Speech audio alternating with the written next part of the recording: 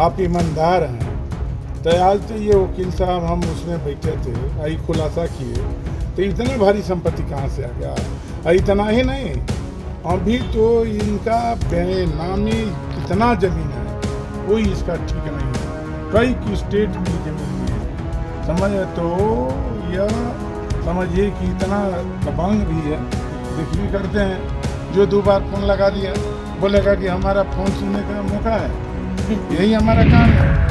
देखिए, चुनाव में जब कोई लड़ाई न हो तब न आरोप प्रत्यारोप की बात करें।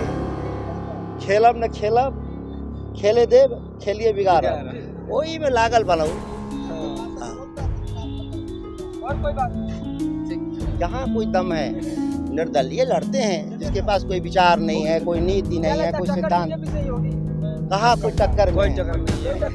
कोई टक्कर में हो तब ना, कोई टक्कर में नहीं। क्या सुधाकर सिंह ने 1.5 करोड़ की अपनी प्रॉपर्टी छुपाई है? ये कहना है राजद प्रत्याशी दनन पहलवान का।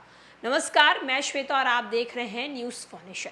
सुधाकर सिंह के संपत्ति को लेकर राजद प्रत्याशी ने बड़ा आरोप लगाया है। उन्होंने कहा है कि सुधाकर सिंह ने अपने 1.5 करोड़ की संपत्ति को छुपा के रखा है।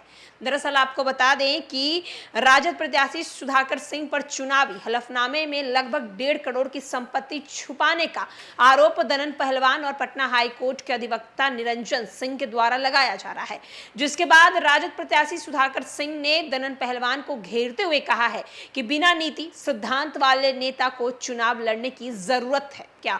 मेरे खिलाफ जनता की अदालत से लेकर कानूनी अदालत में जाकर आरोप लगाएं, फिर हाई कोर्ट और सुप्रीम कोर्ट का दरवाजा खटखटाएं, उससे मुझे कोई फर्क नहीं पड़ता। भोजपुरी में एक कहावत है कि खेलब न खेले देव खेलवे बिगाड़ दे, वही हाल इनका है। निर्दलीय प्रत्याशी की है, ना कोई नीति है ना कोई सिद्धांत है। वैसे व्यक्ति क्या मेरा मुकाबला करेंगे, इस लोकसभा क्षेत्र में कोई टक्कर में नहीं है। सुधाकर सिंह पर दनन पहलवान किस तरीके से आरोप लगा रहे हैं, हम आपको उनकी बातों को भी सुनवाएंगे, साथ ही साथ सुधाकर सिंह क्या कुछ बोल रहे हैं उनकी बातों को भी। हुआ है कि संपत्ति अपनी छुपाई है, सुधाकर जी ने नॉमिनेशन कर दिया है। तो क्या लगता है कि जो आदमी कहता है कि मैं ईमानदार और मुझसे बड़ा ईमानदार कोई नहीं, इतना बड़ा भ्रष्टाचार कैसे निकल गया? देखिए, ईमानदार तो ये बड़ी है। इनका पिताजी जब थे, एक सेठ की हत्या हुआ था, वहाँ पर हम गए थे रामगढ़ में। वह सेठ के कपड़ा का दुकान था। वह बोलता था कि हमारे यहाँ आते थे जगता सिंह जी, दिन भर अखबार पढ़ते थे, 1 रुपया लेकर भी जाते थे गाड़ी में तेल मोटरसाइकिल में तेल डालने के लिए। तो इतना बड़ा संपत्ति कहाँ से हो गया? जब समाजवादी हैं, आप ईमानदार हैं, तो आज तो ये वकील साहब हम उसमें बैठे थे, आई खुलासा किए, तो इतना भारी संपत्ति कहाँ से आ गया। इतना ही नहीं, अभी तो इनका बेनामी कितना ज़मीन है कोई इसका ठीक नहीं है। कई की स्टेट में ज़मीन लिए हैं, समझ। तो यह समझिए कि इतना दबंग भी है, देख भी करते हैं। जो 2 बार फोन लगा दिया बोलेगा कि हमारा फोन सुनने का मौका है, यही हमारा काम है।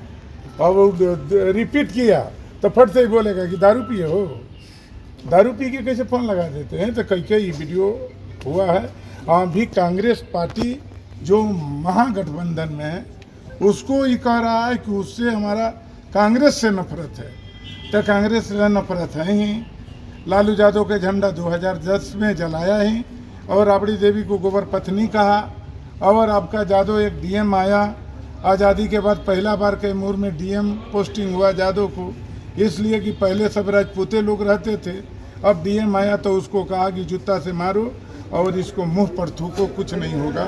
तो ऐसे अपमान करने वाले व्यक्ति को जनता कैसे वोट देगा, यह सोचने की बात है। अब हमारे यादव मुस्लिम सब एक हुए हैं, अब इसको लोग पहचान चुके हैं। अभी भी आप जाइए, एक गांव है रामगढ़ से पूरब, वहाँ पर 52 बीघा ज़मीन, 52 बीघा में लोग मतलब कि 20 बीघा ज़मीन कुछ यादव के, एक ब्राह्मण के, थोड़ा ब्राह्मण के और कुशवाहा के, वह ज़मीन था। वह ज़मीन पर थोड़ा यादव लोग से विवाद हुआ। वह 20 बीघा निजी ज़मीन, 30 बीघा ज़मीन सरकारी ज़मीन भी करीब 150 बरस ले वो लोग यूज करते थे, गाय भैंस की चराते थे। और 20 बीघा ज़मीन में चना और सरसों लगा था। बुलडोजर लगवा के और वह तालाब कटवा दिया। और आपका एक उसी के बगल में उन्नाव प्रखंड में एक गांव है, जिस गांव में करीब करीब 200 की बस्ती था, और 200 की बस्ती को गरीब लोग को बरसात के सीजन आ रहा है, उस समय समझिए कि बुलडोजर लगा के 200 घर को बेघर कर दिया। तो ऐसे सामंती तनाशाह व्यक्ति जो चुनाव मैदान में आया है, बाप तो हारबे किया 1,32,000 से, 2 बार हारने के बाद वही रावण वाला खिस्सा आ गया। रावण जान रहा था कि राम हमको मारेगा, मगर पहले बेटा को चढ़ा के मरवा दिया। तो पहले तो बाप तो हार के 2 बार भाग गए मैदान छोड़ के, अब बेटा को चढ़ा दिए राजनीतिक मार में। तो ये भी समझिए इनको ये मोक्ष मिल जाएगा। इस मामले में डीएम साहब मिले हैं? नहीं, इस मामले में हम डीएम साहब सुन रहे थे। हम डीएम साहब को पहले वकील साहब को बहस सुनना चाहिए था, और वो एक्सेप्ट कर, पहले तो ये अपना जो बोले कि आप बाद में कहिएगा, मतलब कि उस समय चेक करने लगे, और चेक करने के बाद स्वीकृत की। स्वीकृत करने से पहले सुनना चाहिए था डीएम साहब के, पहला नंबर। दूसरा नंबर की टाइम दिया गया था कि 11 बजे के अंदर सबको डीएम ऑफिस में आ जाना। तब पुलिस को आपका एसडीओ साहब अनाउंस किए कि जल्दी ताला बंद करो गेट पर। ताला बंद करने के बाद भी पुलिस सुधाकर सिंह को उसमें घुसाने का काम किया, मतलब कि 10 मिनट बाद एसडीओ से। तो यह थोड़ा कुछ कमी बेसी हो रहा है, इस पर प्रशासन को ध्यान देना चाहिए, एक समान देखना चाहिए सबको। तो वही स्थिति है यह चुनाव में। इनको तो यह सारी चीज़ देखते हुए, हम भी बहुत चुनाव लड़े हैं, हम चुनाव देखे हैं। चुनाव में है कि चाहे आप पर कितना भी केस हो, या आपके कितना भी संपत्ति हो, जमीन हो, तो सारी चीज़ डिटेल आपको भर देना है। और जिसके पास मान लीजिए कि सज़ा हो गया हो, वह सज़ा वाला व्यक्ति 2 साल से ऊपर यदि सज़ा होता है, वह व्यक्ति चुनाव नहीं लड़ता। तो वही स्थिति है, वह पूरा जमींदारी को छिपाया है, और बैंक को भी छिपाया है, और लोन को भी छिपाया है।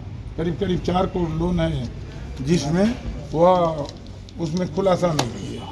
और आपका एक जो यह बता रहे हैं हमारे भाई कुशवाहा जी, ये जो आपको बनाए हैं गोदाम, वह गोदाम करीब करीब 29 एकड़ में है। 29 एकड़ में, और एफसीआई को 25 करोड़ रुपया, 25 लाख रुपया महीना में ही दिए हैं, 25 लाख रुपया महीना में। उसको भी अवगत नहीं किए कि हमारा आय आपका जो गोदाम बना है उससे 25 लाख रुपया महीना आता है, ये भी नहीं कहीं दर्शाए। तो बहुत सा बात छिपाए हुए हैं। हम चाहेंगे कि जो कानून के आधार पर, चुनाव आयोग के नियम के आधार पर इनका नॉमिनेशन रद्द होना चाहिए। सबसे पहले तो बहुत हास्यास्पद बात है कि कोई अगर प्रत्याशी है और वह चुनाव में नामांकन दाखिल कर रहा है, तो अगर कोई संपत्ति उसके नाम पर है, तो वह उसका विवरण देने में क्यों हिचकिचाएगा। और अगर इसके बावजूद भी किसी को लगता है कि किसी ने अगर गलत विवरण दिया है, तो वह स्वतंत्र है सक्षम न्यायालय के पास जाकर के परिवाद या अपील या केस करने के लिए, मुकदमा दायर करने के लिए।